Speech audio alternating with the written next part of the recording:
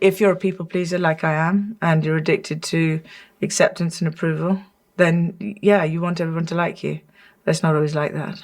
Sarah Ferguson is right. You cannot be liked by everyone.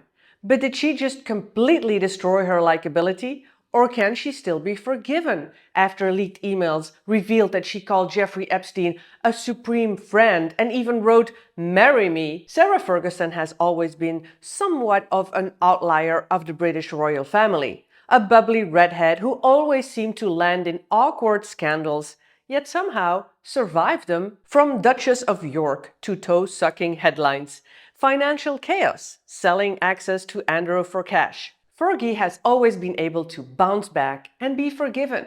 But this time, do you still believe her words? Because I'm so totally honest and candid.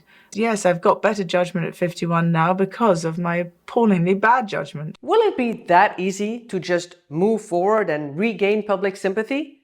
Today, we're covering it all. Because yes, we've been talking a lot about Meghan Markle's authenticity, but how real is Fergie? With the latest release of Epstein files, emails resurfacing, charities cutting ties, and even her home now gone, this could be the moment her likability hits rock bottom. And just to be clear, I'm not here to hate or to hand down a verdict, because all I can do is gather information that's available, and together with you, I try to make some sense out of it. And for that, let's go back a little bit and see what built her likability in the first place. Back in the 80s, it was Princess Diana who introduced Ferguson to Prince Andrew.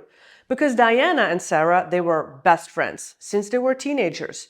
And then they both married two princes. Sarah is still speaking very warmly about Diana. She was just such a white light. I mean, she was so powerful and so funny and so witty, and she was just fantastic, and I just love her and will always, and miss her greatly. When Sarah and Andrew married in 1986, she became the Duchess of York, and for a moment it looked like the perfect fairy tale. But unlike Princess Di, Sarah was never the polished, quiet, perfectly composed royal. She laughed loudly, she spoke openly, she made mistakes publicly. Her fashion style was far from royal conservative. She embraced bright colors, the polka dots, the shoulder pads. Her outfit, it felt less formal and more expressive. And people liked that. Even after separating in 1992 and divorcing in 1996, Sarah never really left the picture. In fact, she stayed close to Andrew, and they lived together at the Royal Lodge for decades after their divorce. That alone is unusual. She also maintained a very close bond with the Queen, largely through their love of horse riding and the outdoors. And she often spoke warmly about Queen Elizabeth. She once described her as the person who believes in me. She even called her her greatest mentor. And despite the many scandals, even the Queen seemed very forgiving. During all these years, Sarah Ferguson was never seen as someone cold. She wasn't calculated, she wasn't overly polished. She was messy, but warm. And that warmth goes a long way, because it makes people forgive you. But I also think her messiness, her chaos, it made her more relatable, which protected her likability. What do you think? Let me know. And while you're there, can you hit the like, subscribe, hype, whatever you feel like? I really appreciate it.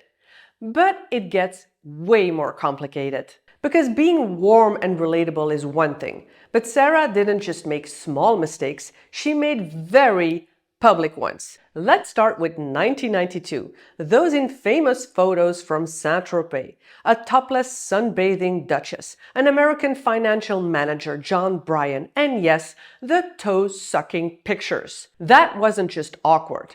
It was front page humiliation, embarrassment, and a disgrace. And just 3 years later, Sarah managed to attract another drama, this time involving a launch of a project for a nursing home named after her, involving a businessman that ended up in jail for fraud, which yet again brought a headline saying she failed to be a royal. And by 1995, Sarah managed to accumulate a debt of £3.7 million. Even if, up until that moment, the Queen had always stepped in to help her daughter-in-law and pay off her bills. Then 2010 happened. the cash for access scandal. She was secretly filmed and caught on video offering access to Prince Andrew for money. Let's see. £500,000 when you can to me. Open doors. New Prince Andrew. Yeah. Is that a deal? Yeah. She accepted $40,000 in cash as a down payment. But I'm not give you $20,000. Yeah. Which I've got my other deposit. Which is in my safe. But how will I keep it? I haven't got a bank. I haven't got the bank on.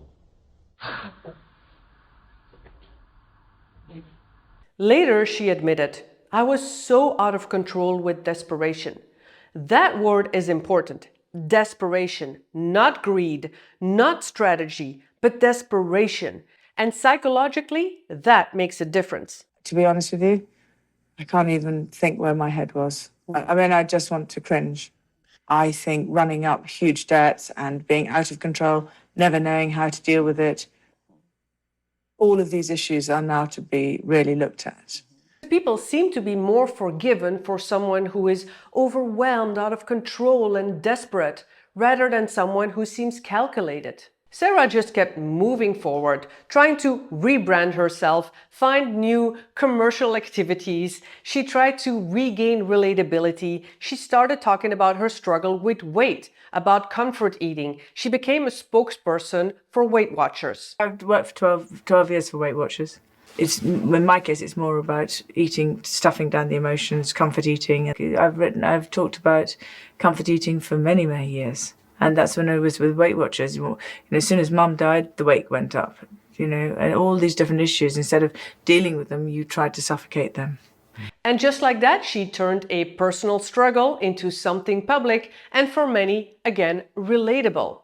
Because she didn't present herself as perfect, she often looked embarrassed and even admitted poor judgment. So good judgment comes from bad judgment.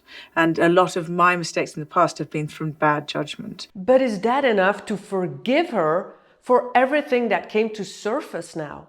Because her previous scandals, yes, it was embarrassing, yes, it was humiliating, it was desperation, but everything changes now that Sarah's name appears in the Epstein files. Of course, just a name appearing in these files does not mean wrongdoing, but it's the words that are so shocking to people. In one email, she referred to Jeffrey as a legend, thanking him for his generosity and kindness and being her supreme friend. Just marry me. There was another email where she made a crude remark about her own daughter Eugenie's shagging weekend. Eugenie was 19 at the time. And maybe the most shocking of all is that some of these exchanges happened after Jeffrey Epstein was convicted for prostituting minors. That's where Sarah's authenticity falls apart. Because publicly, Sarah called her dealings with him a gigantic error of judgment. She promised to have nothing ever to do with Jeffrey Epstein ever again. But the emails suggest continued contact. And this is a key contrast. This is not a moment of desperation caught on video. This is not a financial chaos. This is not the toe-sucking tabloids. This is contradiction. And contradiction is dangerous because embarrassment, it can be forgiven. Bad judgment, it can be forgiven. But when words and actions don't match, that's when people start questioning authenticity and likability starts to collapse. So you tell me, do you think she can still bounce back and be forgiven?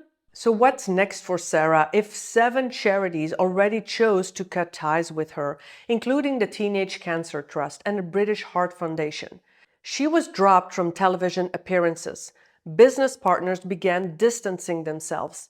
Opportunities to make money are clearly fading, and one source put it bluntly, people don't want to be associated with her anymore. The honest truth is that she has nowhere to go and no one to go with. Her future is hanging in the balance. And that sentence says everything. Because during decades, Sarah Ferguson survived. People believed she meant well. They believed she was naive, not calculating. They believed she was messy, not manipulative. She was not polished, she was not perfect, but she felt human. She felt relatable. But now, it doesn't look like desperation. It doesn't look like bad luck. It looks more intentional. It looks more inauthentic. And that's how likability is destroyed and we lose trust. And once the trust cracks, it's really hard to repair. But do you think she will come back from this? Or is this the fall that she cannot recover from? And I have to say there are a lot of similarities with Meghan Markle, from quitting the royal duties to leaving the royal family to public embarrassments and receiving a lot of backlash. And maybe I'll make a video of that comparison if you like to, let me know. But if you haven't seen Meghan Markle's latest huge mistake, I'll put that video right below and I'll see you there.